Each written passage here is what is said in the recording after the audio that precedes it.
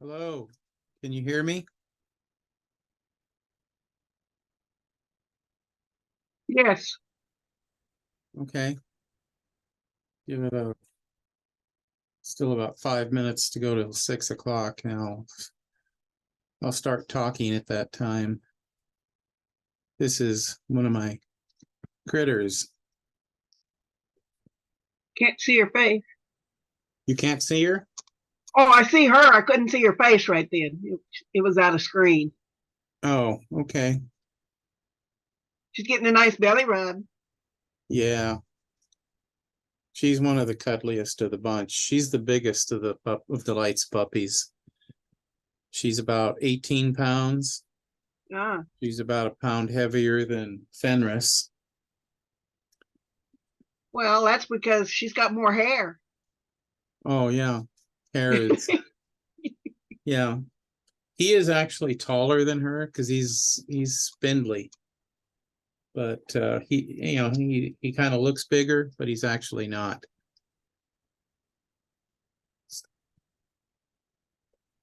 So maybe if we're lucky, we'll have Apophis might join us. He's the orange cat. Kansu possibly.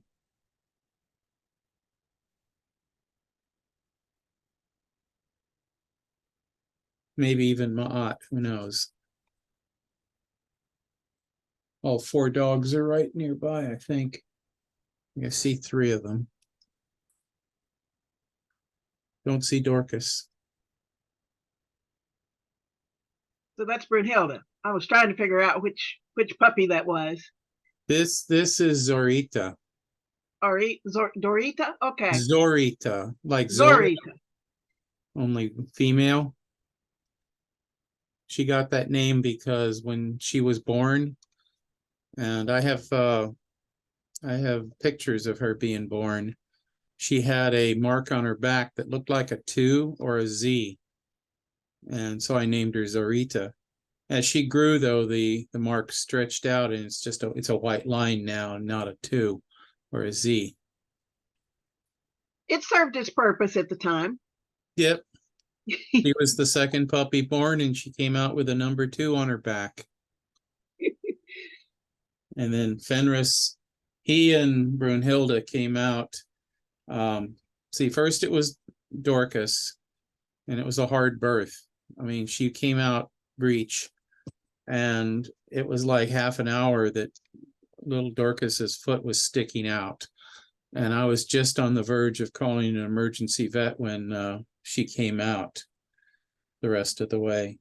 And then about an hour or so later, Zorita was born, and I'd been up with her for hours. And then I had to go to the bathroom, and when I came back, him and Brunhilde had been born.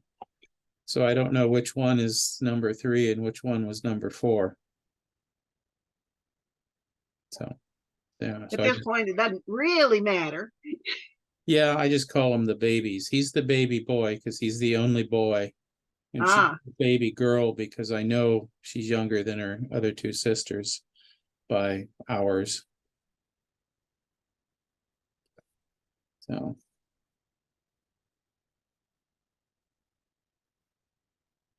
give it maybe 2 minutes to see if anyone. Oh, we got a few more.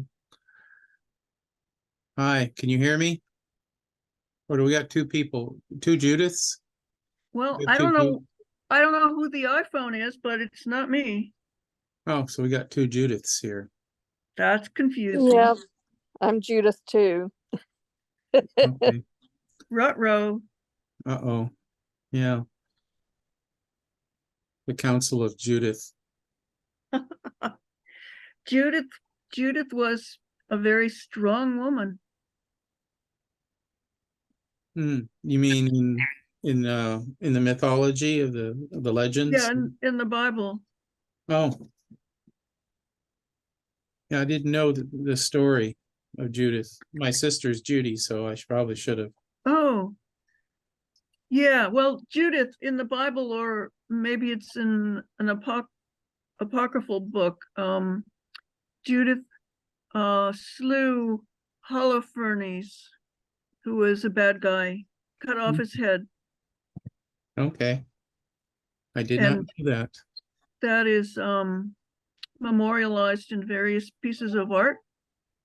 Oh, hey, I could put my video on. Your video? Yeah, there I am. Okay. Hi. Hi. Yeah. And if you want, you don't have to put your video on if you're shy. Oh, Maat's in the house. She's eating cat food. Let me see if I can find the camera. Good. She's, Oh, hi, kitty. yeah, you can just kind of see her ears sticking up there. Yeah. See, I put the cat food up there so the dogs have a harder time to get to it.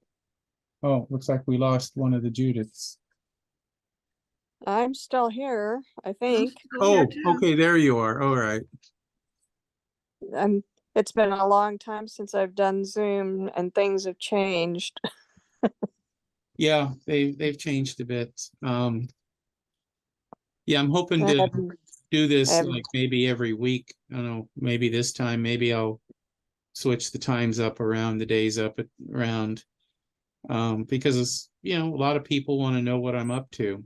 So it'll be kind of like the you know, I'll talk about things that going on, and well, Mm, I'll go ahead The and start. fireside chat. Yeah, we'll see. What I'm going to do is I'm going to talk about Anubis, and that's what I'm going through for about a half an hour. I'm recording this and I'm planning to put it on my YouTube channel. So if you don't want to be on, you know, just, you know, either take the camera off or put up an icon, you know, so you can, like, for instance, let me show you my icon. That was drawn by a 5th grade student. That's nice. I love to see your students' art when you post it. Yeah, maybe I'll do one of these times I'll do one where I'll just like show art, student art. So, but oh, I bet they'll give you lots of support if you tell your students that you're sad because your kitty died. yeah, Don't you I've been telling them, you know, there are some classes that he's very sick. So, but we have a Pulfus in the house. Come on, Pulfus. Do you see him? Yeah. He's now the #1 in the roost. So yeah. So anyway, I'm sure you know, but maybe people watching this later won't know. Anubis Maukat, my 13-year-old cat, died 2 days ago now. It was November 9th, 2023. He was, I estimate he was born probably somewhere in June or July of 2010. Because, well, he came to me and my father. There was a feral cat who was living outdoors at the time. Yeah, there was a feral cat, a female cat that was living in the backyard. And she had had several litters over several years. And I knew she was back there. And one by one, all her kittens would always disappear. And, you know, I had no way to catch her. I was living with my father, being his caregiver at the time.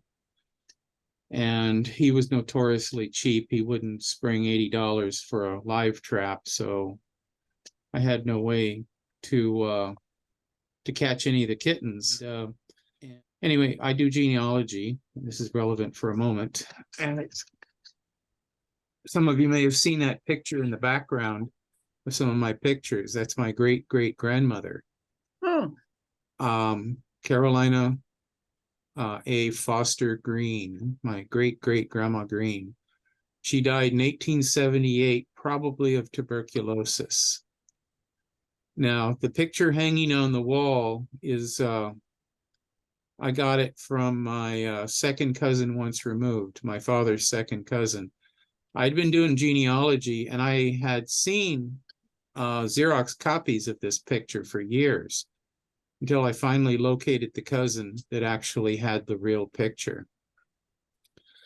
And so she lived in Chico too, which is like about 300 miles away, something like that. And Dad and I drove up there. And she was at the time in her mid 80s, but she was still pretty spry and pretty alert. We went up and we visited her, and Dad and her hit it off really well. He called her his favorite cousin. And we took our dog at the time, Norman Yorkshire. I called him a Yorkshire because his daddy was a Yorkie and his mother was a Shih Tzu, so he became a Yorkshire. Him and his brother and his siblings. We had Herbie was his brother, older brother. I named him Norman based on Norman Bates in Psycho because he was a little psycho. He used to chase. He was a little puppy. He was part of Lindsay, his mother's third litter, and he would chase his then year-old brother around the house. So this little puppy, barely able to walk, is chasing this year-old dog around the house. And they're both tiny dogs. So I called him Psycho because he'd go, yap, yap, yap, yap. And anyway, Norman at that time was about 12 or 13. And I didn't think he was healthy enough to leave alone. So we took him with us. And we forgot to close the back door. So we were away for about 3 days visiting his cousin who has that picture. And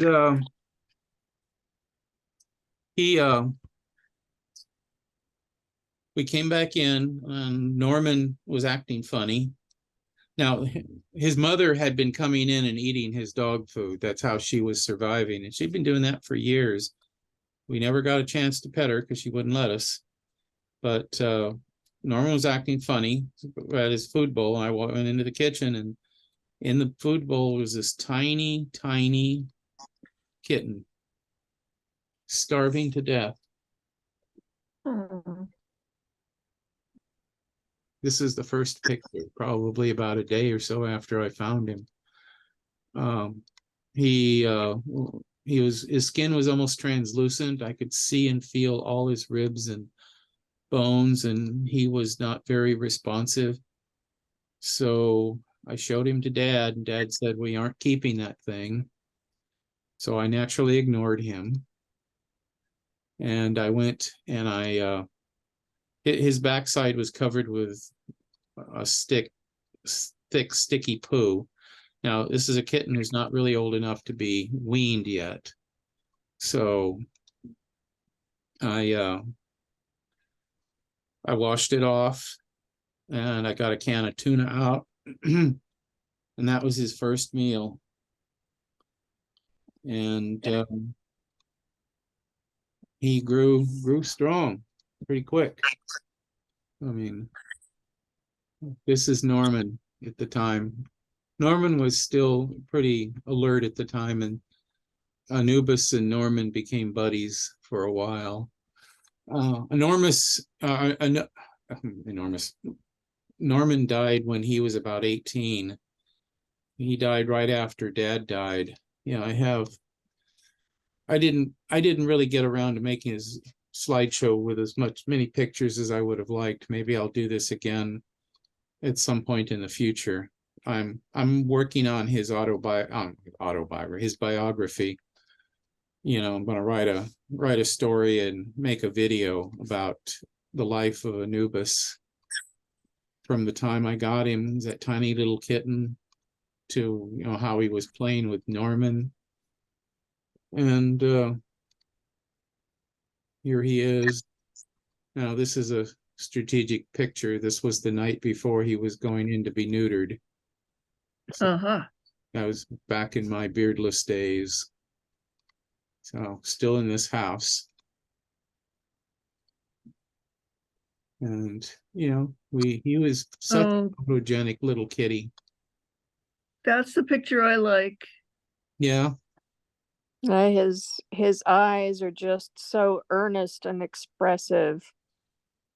Yeah, I mean, we would sit and we'd look into each other's eyes.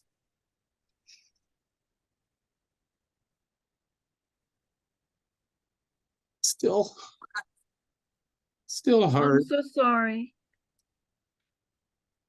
still hard to keep the emotions. You know, when I'm alone, I let it go. So, yeah, so I mean, the first 5 years of his life, I don't really remember much about it except that he was very energetic. The first big problem, the first, what I call the first self-imposed exile, was when I got our second cat at the time, Apophis, who you just saw a moment ago, who is now sitting on the chair next to me, next to Brunhilde. And I brought home this tiny little kitten. He was found in a storeroom at the college, local junior college, in the art storage room. And I was afraid Dad was going to say something about we ain't keeping it, but I think he knew better. He didn't say anything. And Anubis came in, jumped up on the chair with me holding baby Anubis, a baby. Well, at that time I hadn't named him yet. And he just started hissing and he ran out of the house. And he stayed outside for about a year. I thought food would bring him back in, but he wasn't eating, so I had to put food down for him. And eventually I figured out a way to trap him back in the house after about 6 months. Basically, I used fishing wine and ran it from the back door into the dining room through the living room window, and I had a motion sensor that would beep when he would come in. So I let him. I was moving his food further and further into the kitchen each day. So he was definitely far enough into the kitchen that when I closed the door, he wouldn't have time to turn around and run. So on the day appointed, when I heard the beep, I looked in there, saw he was in place, and I gently but firmly pulled the door closed. And at first he kind of freaked out, but within a couple hours, he was laying in my lap and purring again. I mean, and he was coming in and out. He was still not happy with the kitten invading his space. And we still had Norman at the time. Norman loved that little cat. He used to lick it all the time. And eventually, I wouldn't say they became friends, but I have videos of them sitting next to each other, of them grooming each other. So, Well, but that's pretty friendly. yeah, Anubis has, well, he was with me up until the point Dad died. I remember after Dad died, and that's a whole story in itself that I'm going to probably be talking more about. After Dad died, I would sit, not in this chair because I didn't have it at the time, but yeah, that brown, the chair with the cats in it. Yeah, you can see Anubis over there, I think. Let me stop sharing just for a moment. Yeah, you can see Anubis over there and Brunhilde. I don't know where Dorcas is. I would sit in that chair and, I would just cry because of Dad, and then Anubis and Apophis and Norman would cuddle up with me. And then Norman died about 3 months after Dad died. Towards the end, it was a big question whether or not it would be Norman or Dad dying first. And I think in retrospect, I think it was better that Dad went first, because I don't think he would have reacted well to our then 18-year-old dog dying. And so then it was just me and Anubis and Apophis. And, I would sit here. At the time, I didn't have any financial security. I came pretty close to not being able to pay the mortgage more than once. And I remember I wasn't using the heat, and this house would get extremely cold at night. And I would just sit here. Sometimes I would come home from the graveyard shift at the AM PM, the worst job of my life. And that's another story of my autobiography. And I'd come in, and the house would be like 45 degrees because I didn't have the heat on. And I'd leave the back door open so the dogs could go, and well, the cats could go in and out. And I'd come in here in the room, the house would be freezing. And I wasn't turning on the heat because I was trying to keep the energy bill down. And I just would cry holding on to my cats. And that's one reason Anubis especially was so special to me, because he was so friendly and so territorial about me. I mean, I was his. I used to call him Obnoxio, the kitty cat.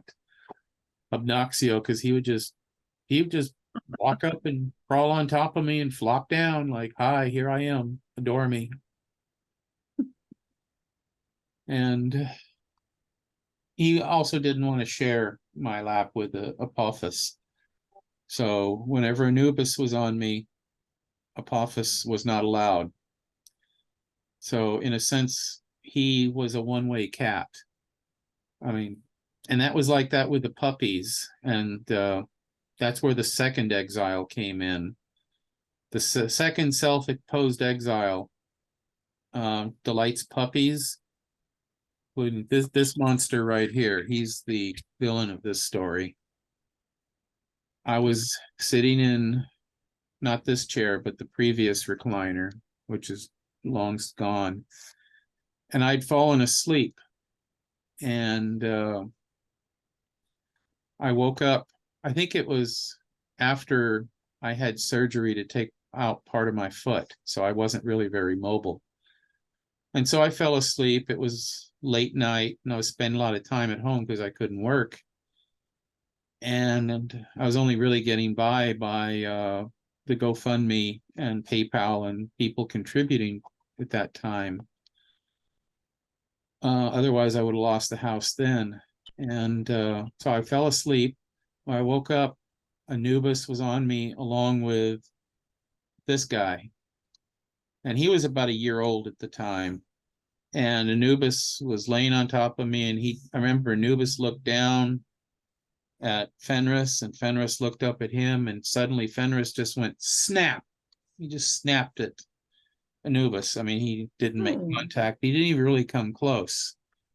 But Anubis, his eyes kind of got big, like something, he was really disturbed. And what happened next is probably why Anubis didn't come in. He got off me, and he just slowly started walking out of the room. And all of a sudden, him and all 4 puppies ran out after him going, rah, rah, rah, rah, rah, rah, rah, rah.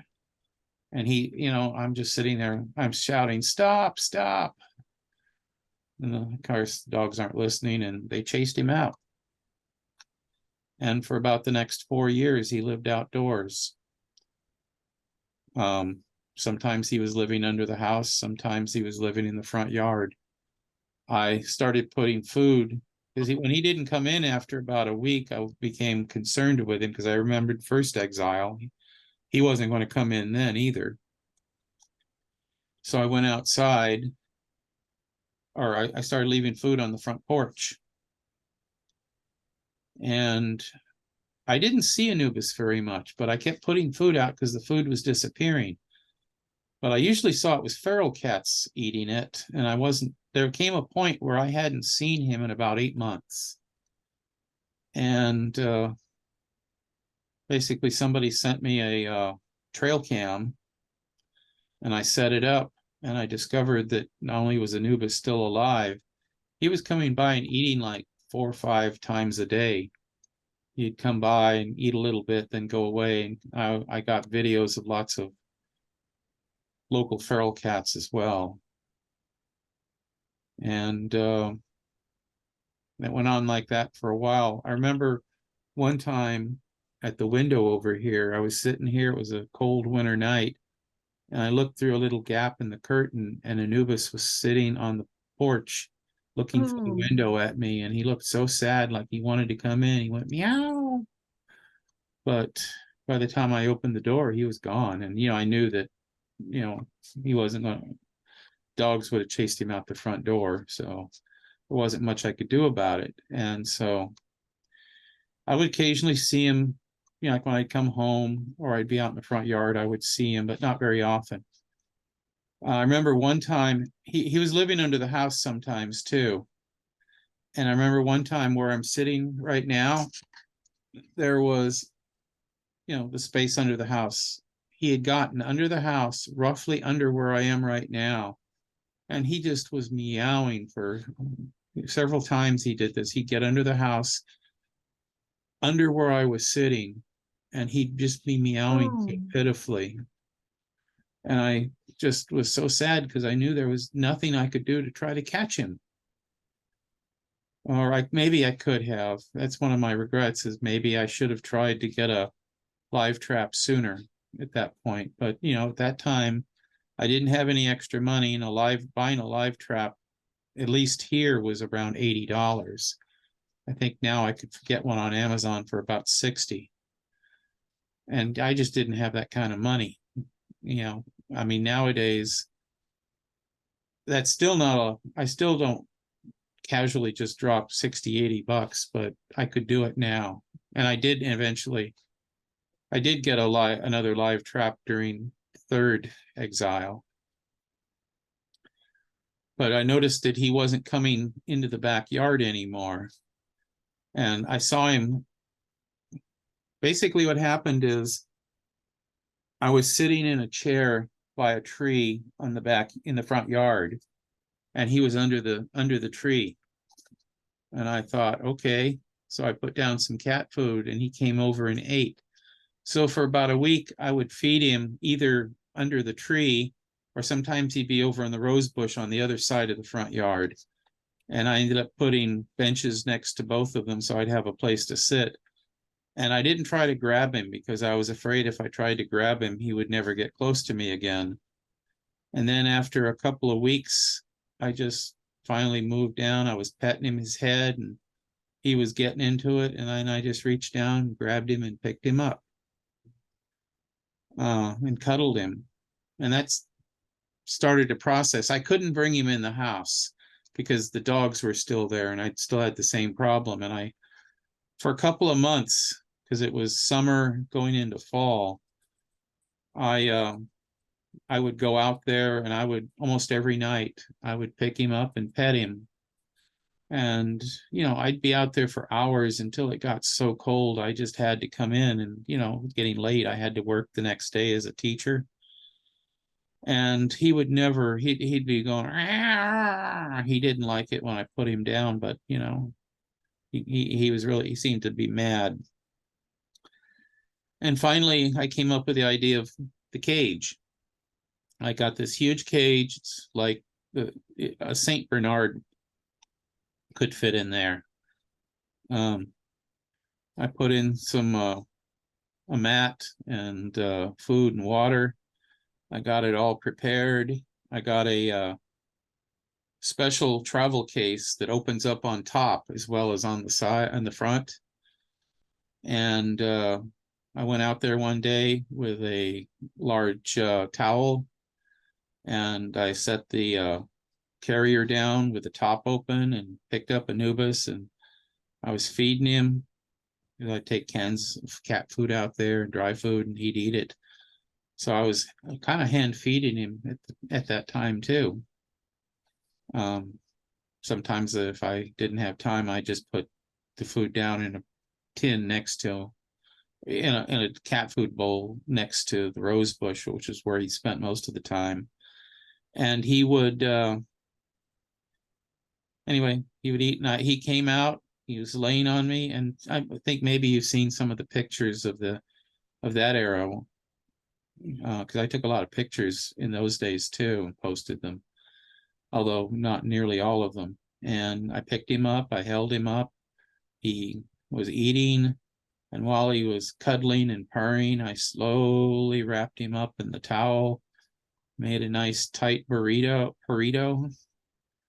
And when he was nice and cozy and comfortable, I just quickly put him inside and dropped the lid. And at first he didn't seem to know what was going on, and he was just all wrapped up in the towel, and he started struggling and started going meow, meow, meow. But I took him into the house and I put him into the cage. I don't know if I have video or pictures of that, but he lived pretty much in the cage for a few months. He was still in the cage when I fell and went into the hospital, and they were talking about cutting my leg off.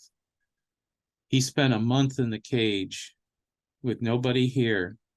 And they didn't, well, people would come in, and I had a couple people coming in and feeding him, making sure to put in food and water. And he pretty much, as they told me, he got very listless and just stayed in place and didn't react. I think the sensory deprivation was getting to him. And so, and also I was worried about the dogs at the time because I didn't know how they were doing, because they would always hide when the caregivers came by to put down food. They just bark at them from a distance. And the prime person who was coming, her vision isn't very good, and she had a crappy camera. So her phone camera wasn't very good. So she couldn't tell the 4 dogs apart. So she could never tell me that all 4 dogs were back there and alive and healthy while I was in the hospital. And so, but she would try to take pictures of them, and they were too blurry to see what ones were at first. Eventually, like, I'd been in the hospital for like 3 weeks, worried sick about the dogs and Anubis being alone. But also I knew that they couldn't send me home if I couldn't even stand up on my own. And eventually I came home. The first thing I did was I came in here and I got Anubis out of the cage, and I held him tight. And he was very non-reactive for a very long time, until he figured out what had happened, that I was there. The dogs didn't want to come back in the house because I'd been gone for a month. He was the first one to come back in the house. And I forget who was next, but eventually all 4 of the dogs came in, and I'm sure that was a trauma for him.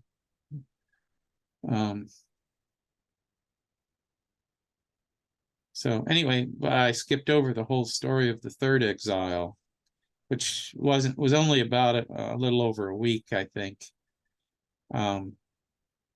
He had been in the house, and I'd been letting him out of the cage, and he hadn't been making a run for the front door. So I thought maybe things will be safe.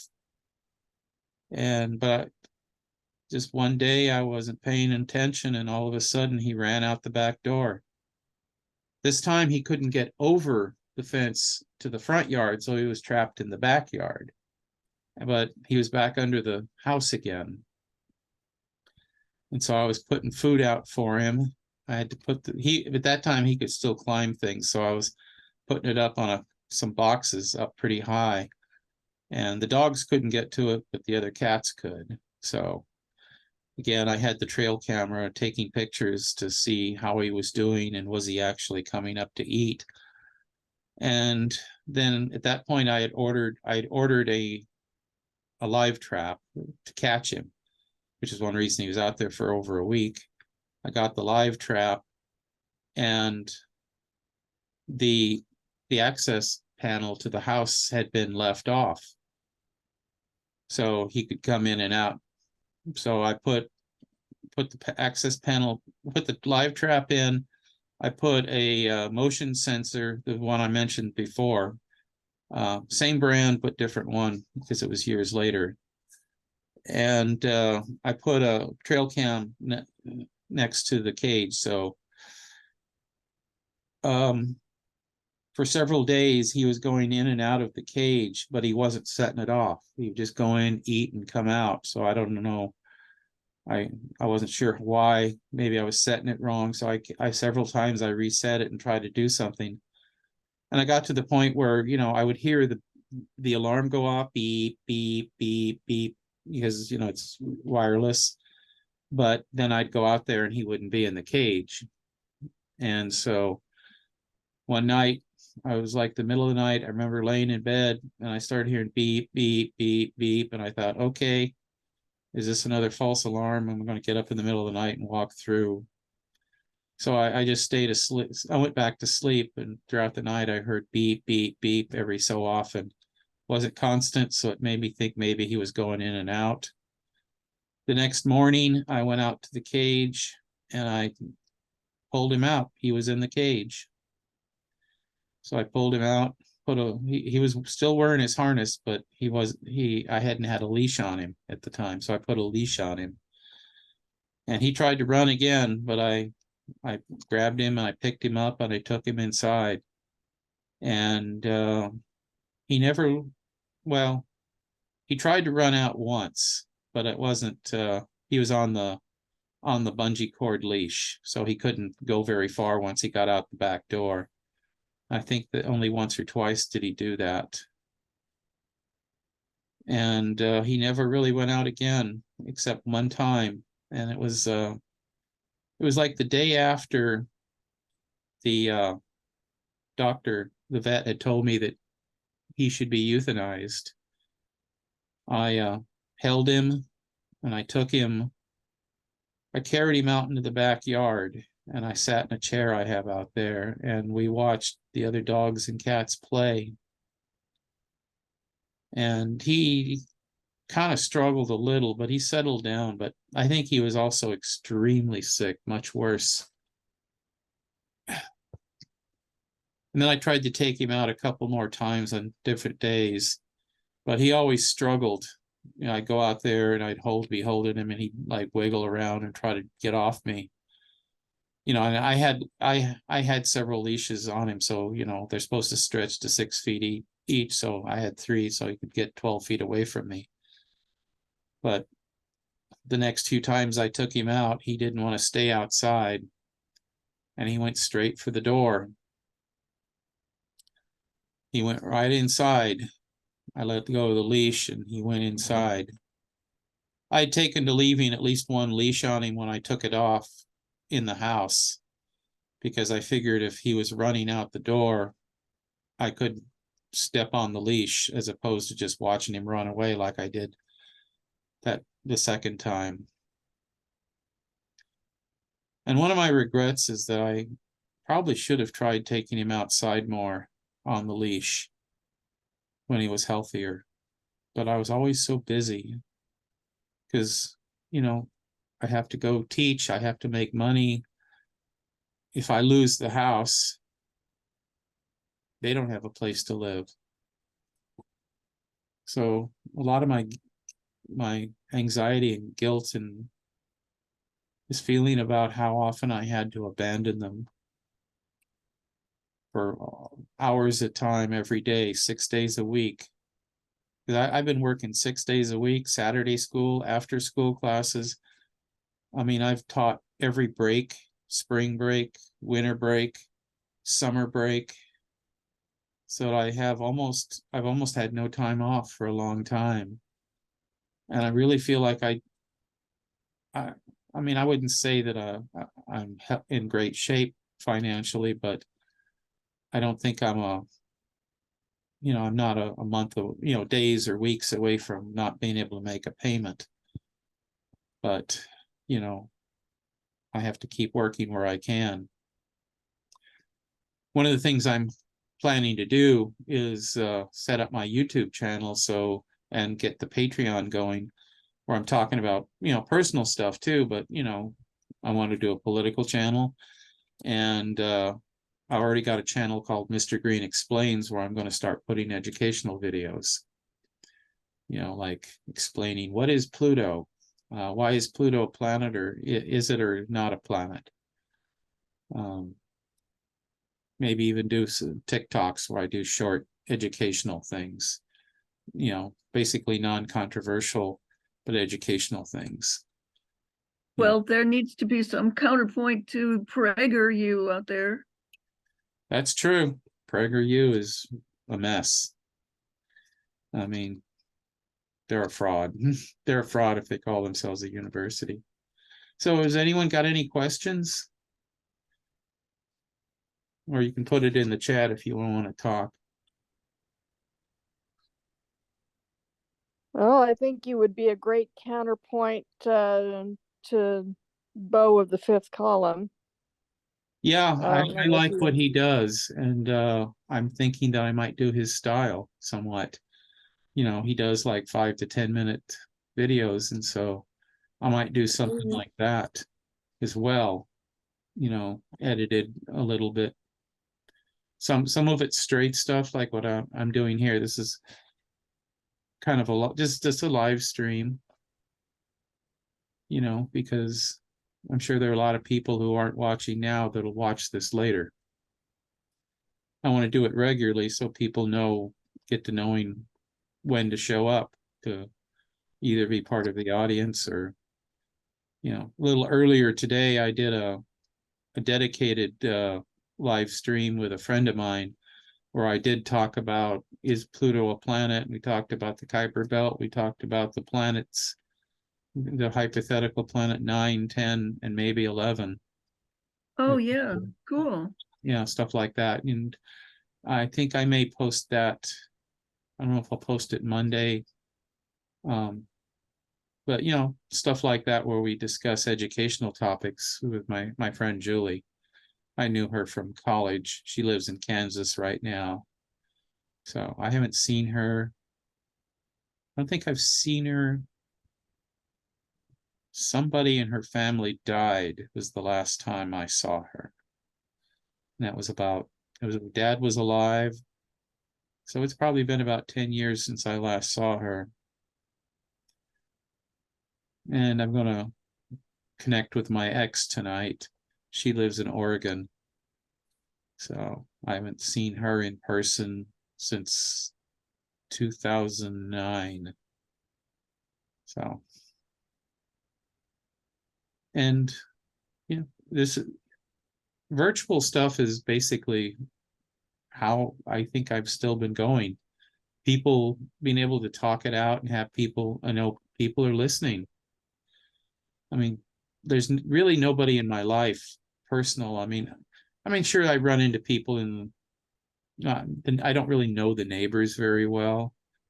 My father was a very isolating person. I mean, when I was his caregiver in his house for 15 years, he would never want anyone to come by. I mean, he did allow my ex to come by back when we were a couple, but other than her, nobody else ever came by. I couldn't invite a friend over for dinner or just to hang out in the backyard over colas or beers or whatever. So it just became very isolating. And after dad died, I kind of was the same way. I've always been working as a substitute teacher. I just can't build up relationships because I'm in a school for a day or a week or a couple of weeks, and then I'm on to the other school. Just about the time I'm starting to get to know everybody, I'm somewhere else. And there's Julie, the one I just mentioned. Hi, Julie. I think she's being shy or she's busy. She said she was going to tune in and eat a sandwich while we talked.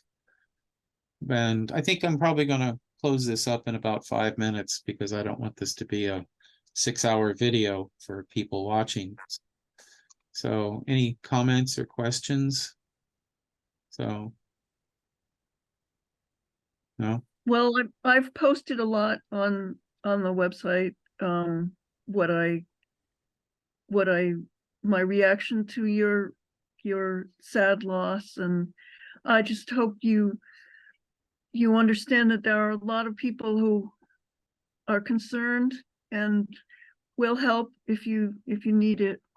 Yeah. Yeah, that's been one high spot, is that the financial support I got and people sending me cat food and stuff like that. So that's been helpful, because I mean, quite likely I probably would have had to have euthanized him a long time ago, like when I first found out he had cancer. You know, because vets are not cheap, No, you know. But you know, I don't, the thing is having people in person. I mean, I suppose part of it is, you know, hiring people. And I'm disabled. I mean, that's really been made clear. After my accident a couple of years ago, I'm very unsteady. My legs are weak. And one thing I have found too is that I need to have have light to see. So like the other day I was walking across a dark parking lot after dark, because I hadn't done that in a while. And suddenly I felt very, very dizzy. And I had to have somebody come over and let me grab their arm, or I don't know if I would have made it across the parking lot back to my car. So I'm going to have to start carrying a cane with me. Now, maybe if I did some physical therapy, that might help. Part of the problem is that, you know, no physical therapy after I got out of the hospital. So, Yeah, a cane and a flashlight. yeah, cane and a flashlight, that might have helped a lot. I don't know if a flashlight would have helped much, because, you know, the ground was so dark and, you know, I need to see the horizon. Cane definitely would have helped. And I have several canes from the days after I hurt myself. Plus I had COVID about a year and a half ago. So those two things are combining to make me really unstable, because I have kind of long COVID. Some days I just get so dizzy I can hardly stand up. And I think that's post-COVID. So anyway, I'm going to go ahead and close this up for now. Thank you for showing up. Any last questions, comments? So give When do you everything think, a pet for me. I will do that. I've got them all. This is Fenris. He's named after the Norse wolf god that eats everyone at Ragnarok. Oh, well, he clearly is fond of you. Oh yeah, he's kind of king of the lap, except when Anubis wants to, or Apophis wants to come by. Yeah, Apophis is really obnoxious too. So thank you for coming by, and you know, maybe I'll do this again next week. You know, Yeah. I'll let y'all know. Thank you for coming. Bye. thank you for doing it. Bye. Bye.